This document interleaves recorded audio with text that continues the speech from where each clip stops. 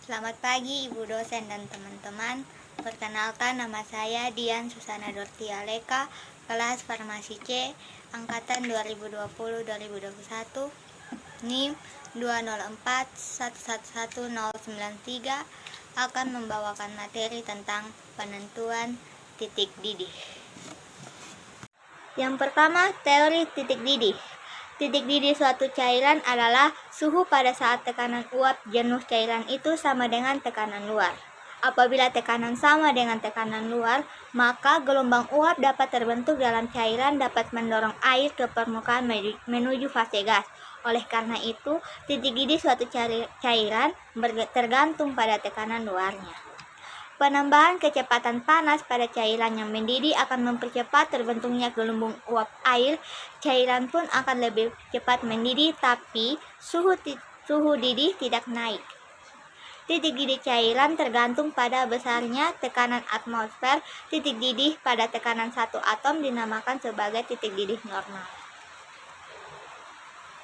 Pada tekanan yang lebih besar, maka titik didihnya juga lebih tinggi, dan begitu pula sebaliknya. Suhu yang tetap konstan dari cairan yang mendidih dapat dibuktikan bila kita merebus makanan. Pada referensi lain, mengatakan bahwa titik didih suatu cairan ialah suhu pada saat tekanan uap jenuh cairan itu sama dengan tekanan luar. Titik didih suatu cairan bergantung pada tekanan luar. Penurunan tekanan uap suatu cairan akibat adanya zat terlarut membawa konsekuensi bagi titik didih cairan tersebut. Komponen yang titik didihnya lebih tinggi akan tetap berupa cairan dan turun ke bawah, sedangkan komponen didihnya lebih rendah akan menguap dan naik ke bagian atas melalui sungkup-sungkup yang disebut menara gelembung. Makin ke atas suhu dalam menara fraksionasi itu semakin rendah. Hal itu menyebabkan dengan titik didih lebih tinggi akan mengembung dan terpisah, sedangkan komponen yang titik didihnya lebih rendah naik ke bagian yang lebih atas lagi. Titik cair dan titik didih halogen meningkat dengan bertambahnya nomor atom. Hal ini disebabkan semakin bertambahnya gaya dispersi antar molekul halogen sesuai bertambahnya massa molekul relatif.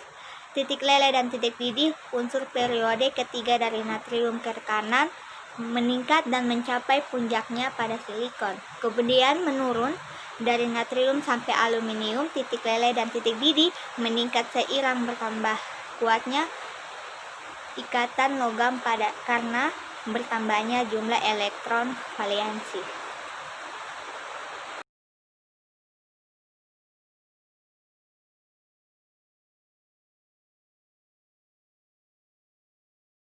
Yang ketiga adalah prosedur kerja. Yang pertama, minyak. Minyak dimasukkan ke dalam gelas kimia 250 ml. Yang kedua, minyak dalam gelas kimia 250 ml. Yang pertama, ditempatkan di atas hot plate. Yang kedua, direndam tabung reaksi berisi etanol ke dalam minyak sampai permukaan etanol dalam tabung reaksi sejajar dengan minyak. Yang ketiga, dipasangkan termometer. Yang keempat, dipanaskan. Yang kelima, diamati. Dan yang terakhir adalah diulangi prosedur di atas dengan mengganti etanol dengan air dan air tambah garam.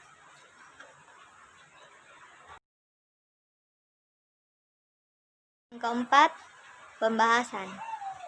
Seperti yang telah dijelaskan pada teori bahwa titik didih suatu cairan adalah suhu pada saat tekanan uap cairan adalah sama dengan tekanan luarnya 1 atmosfer, dan sebagaimana telah kita diketahui bahwa air murni pada tekanan 1 atom mempunyai titik didih 100 derajat Celcius. Komponen yang titik didihnya lebih tinggi akan tetap berupa cairan dan turun ke bawah, sedangkan yang titik didihnya lebih rendah akan menguap naik ke bagian atas.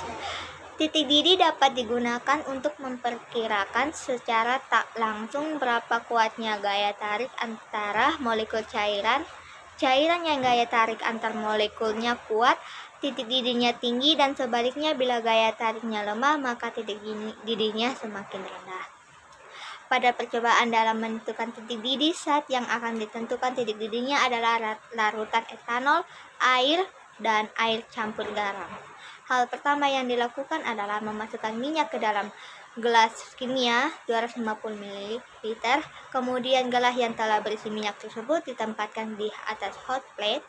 Tabung reaksi berisi etanol direndam dalam minyak tersebut sampai permukaan etanol sejajar dengan minyak. Setelah itu dipasangkan termometer dalam tabung reaksi etanol serta dimulai dipanaskan secara perlahan lalu diamati. Hal yang sama juga dilakukan pada larutan air dan air garam. Tujuannya dipanaskan secara perlahan agar suhu temperaturnya naik secara perlahan sehingga minyak tidak terlalu cepat panas.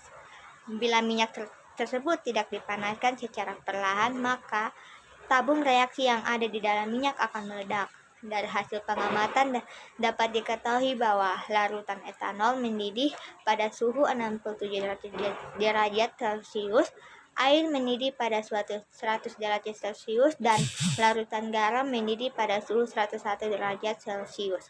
Suhu tersebut telah mencapai maksimum sehingga walaupun temperatur dinaikkan selalu tetap. Saat air berada dalam keadaan mendidih, gelembung-gelembung besar mulai terbentuk dalam cairan akan naik ke permukaan. Bila gelembung itu telah terbentuk, cairan yang tadinya menempati ruang ini didorong dan permukaan cairan pada wadah dipaksa naik untuk melawan tekanan ke bawah yang ditimbulkan oleh atmosfer. Begitupun saat larutan etanol dan air garam dalam keadaan mendidih, suhu pada saat cairan mendidih disebut titik didih. Jadi titik didih adalah temperatur di mana tekanan uap sama dengan tekanan atmosfer.